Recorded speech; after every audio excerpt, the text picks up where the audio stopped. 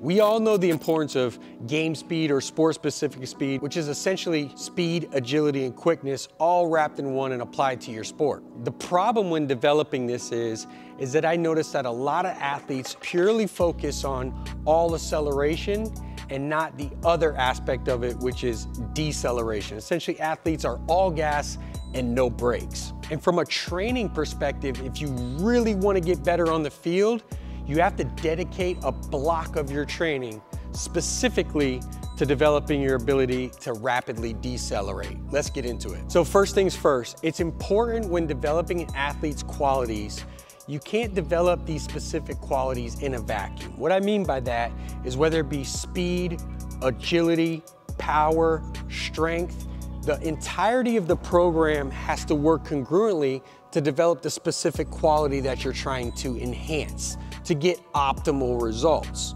So when we're focused on deceleration, we actually dedicate a full 3 to 6 week block of training to be able to enhance an athlete's ability to decelerate.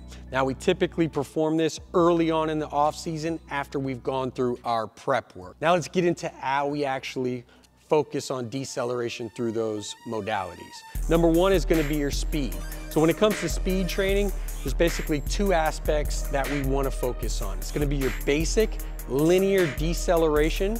It's going to be also your basic change of direction. Now for linear deceleration, when it comes to speed, really what we're focused on is the athlete being able to move in a sprint, get their body moving horizontally, all their force moving horizontally, and then essentially being able to stop on a dime.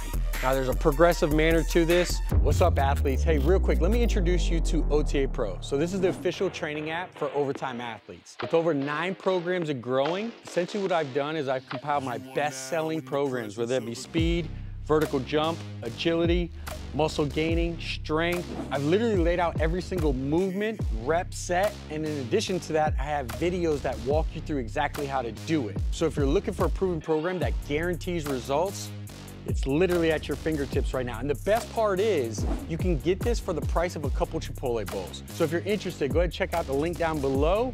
Let's dominate. From most simplistic to most difficult, or least complex to most complex, and most stressful to least stressful or aggressive, if you will.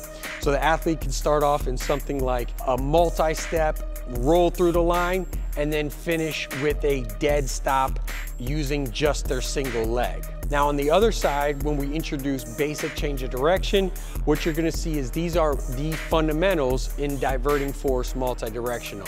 Now, as we get to the elite levels, this will get more and more sport specific, whether that be a wide receiver in football, whether that be a point guard in basketball, or even a shortstop in baseball. We're gonna start to mimic the qualities that they need on the field. Now, when it comes to developing deceleration for their power, as far as the plyometrics and jump training, we're gonna focus on a couple different aspects. Number one, we're gonna focus a lot on depth drops and depth jumps. This is the athlete's ability to rapidly absorb force.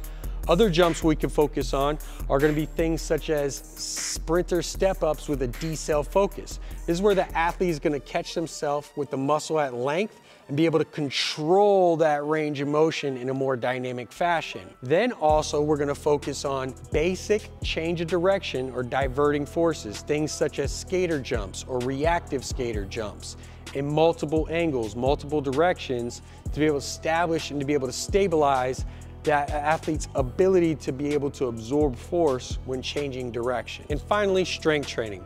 Strength training is one of the big opportunities that we have, along with the power, to be able to really enhance an athlete's ability to decelerate. The way we do that in that beginning block is we really focus on eccentric loading, right? So we want to go at a very slow tempo, and as that muscle starts to lengthen, we want to be able to control that resistance and work the mechanisms that are going to develop to be able to support the athlete to absorb more force.